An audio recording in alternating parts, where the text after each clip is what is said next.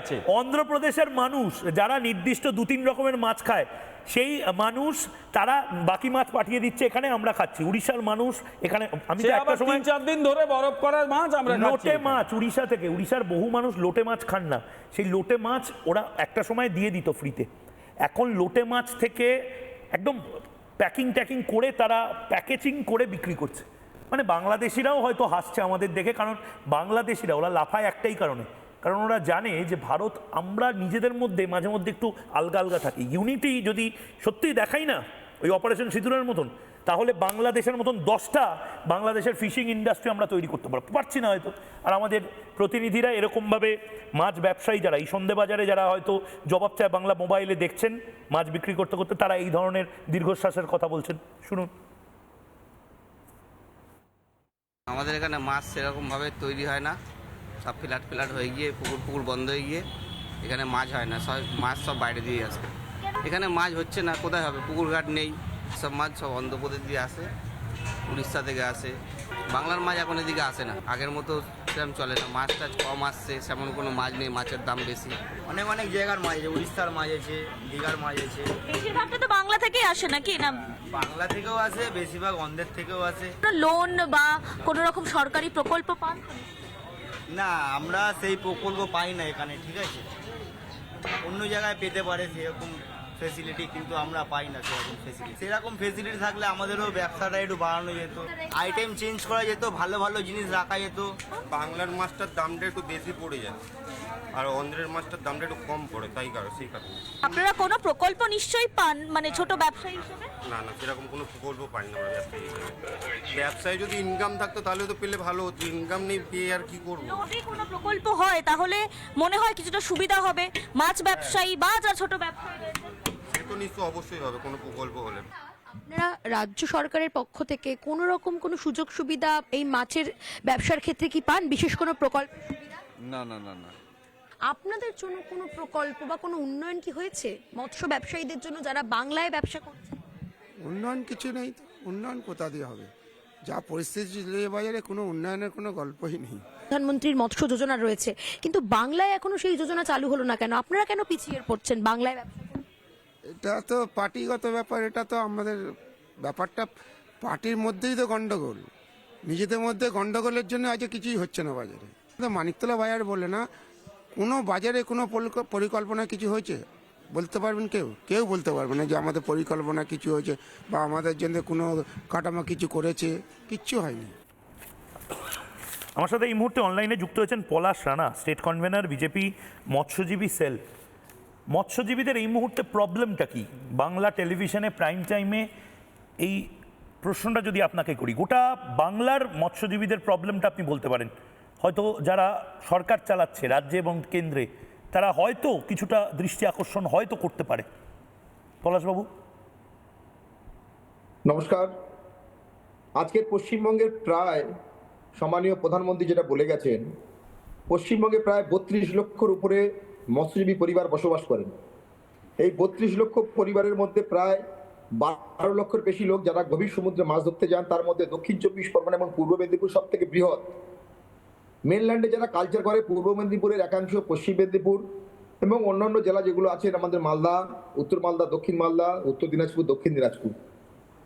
আজকে যেটা পশ্চিমবঙ্গের বড় সমস্যা, বিগত কয়েক বছর আগে দেখা গেছে যে পশ্চিমবঙ্গের ফিশারম্যানদের জন্য যারা গভীর সমুদ্রে মাছ ধরতে যান, তাদেরকে বিডিও অফিস থেকে ডিএম থ্রু করে বিনা পয়সায় মাছ ধরার ট্রলার দেওয়া হতো, নৌকো দেওয়া হতো, জাল দেওয়া হতো, যা আমাদের পার্শ্ববর্তী রাজ্য উড়িষ্যা, অন্ধ্রপ্রদেশ, তামিলনাড়ু, কেরল, কর্ণাটক, গোয়া, মহারাষ্ট্র এবং গুজরাট, অন্যান্য রাজ্যে ভারত সরকারের সুবিধা সেই সমস্ত রাজ্যের মানুষরা পাচ্ছে, মৎস্যজীবীরা পাচ্ছে, এবং সেখানে বিনা পয়সায় ফিশারম্যানদের বোট দেওয়া হয়, নেট দেওয়া হয়, মাছ ধরার ব্যবস্থা করা হয়, আইস দেওয়া হয়, এবং তাদের মার্কেটিংয়ের সুবিধা এবং এক্সপোর্টের ব্যবস্থা, ফিশ প্রসেসিং প্লান্ট, তারও পরিকাঠামো খুব সুন্দরভাবে তৈরি হচ্ছে। আমাদের ভারতবর্ষে যে 9টা কোস্টাল স্টেট আছে, পশ্চিমবঙ্গ বাদ দিয়ে 8টা যে কোস্টাল স্টেট আছে, সমস্ত স্টেটে কিন্তু ফিশারম্যানরা অনেকটা এগিয়ে, এবং যার ফলে ভারতবর্ষের পশ্চিমবঙ্গ বাদ দিয়ে 8টা কোস্টাল স্টেটে যা ফিশ এক্সপোর্ট হয়, সেই দিকে দেখা যায় ভারতবর্ষের ইকোনমি 3rd লার্জেস্ট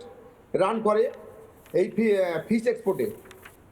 আপনাদেরকে যেটা বলার বিষয়, পশ্চিমবঙ্গের মানুষকে আজকের অন্ধকারের মধ্যে রেখে দিয়েছে মমতা ব্যানার্জি। পশ্চিমবঙ্গের সমুদ্র সাথীর নাম করে প্রায় 45 লক্ষ মানুষকে ফর্ম ফিল আপ করিয়েছিল। একটা মানুষও পশ্চিমবঙ্গে তারা কিন্তু সমুদ্র সাথী প্রকল্পের সাহায্য পায়নি।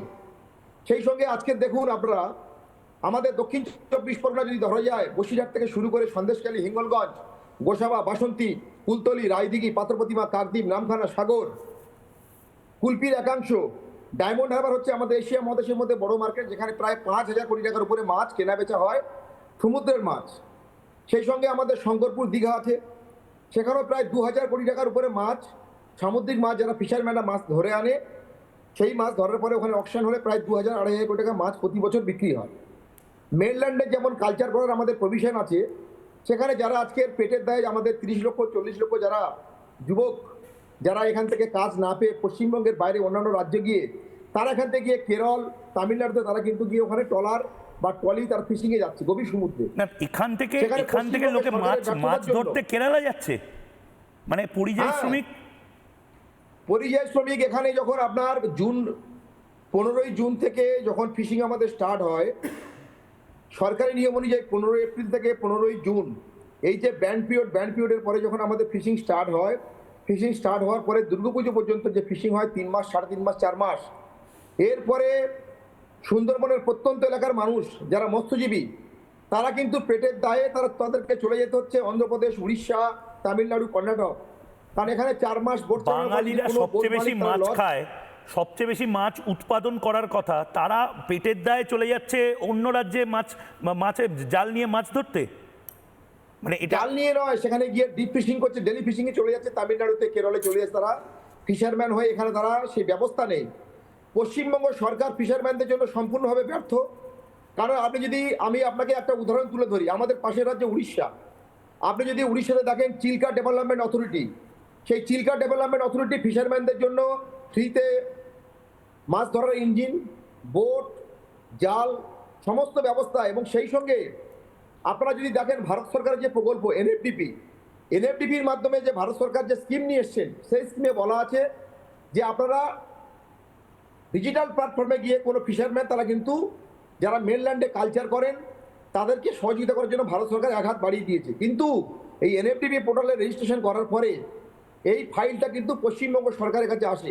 এরকম বহু লক্ষ লক্ষ ফাইল সম্মানীয় আমাদের প্রধানমন্ত্রী যেটা বলে গেছেন, পশ্চিমবঙ্গের, আমি ফিশারম্যান সেলের স্টেট কনভেনার, আমি আমার এখান থেকে প্রায় 2 লক্ষের উপর ফিশারম্যানকে এনএফডিপি পোর্টালে রেজিস্ট্রেশন করিয়েছি।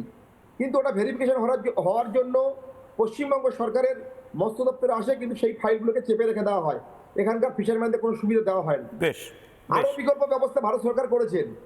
আমাদের যে commerce and industry, MPEDA marine export department, ওই ডিপার্টমেন্টের মাধ্যম দিয়ে SC/ST কমিউনিটি ফিশারম্যানদের জন্য যারা মেনল্যান্ডে কালচার করে, তাদেরকে ইনসুলেটেড বক্স, আইস প্লান্ট, এবং তারা যাতে কালচার করতে পারে তার জন্য সেখানে পুকুর খনন থেকে শুরু করে বিভিন্ন সুযোগ সুবিধা কিন্তু ভারত সরকার ডাইরেক্ট দেওয়ার ব্যবস্থা করছে। মানে মৎস্যজীবীদেরও এখন উচিত ভেবে দেখার যে এই সরকার থাকলে এই জিনিসগুলো হবে কিনা।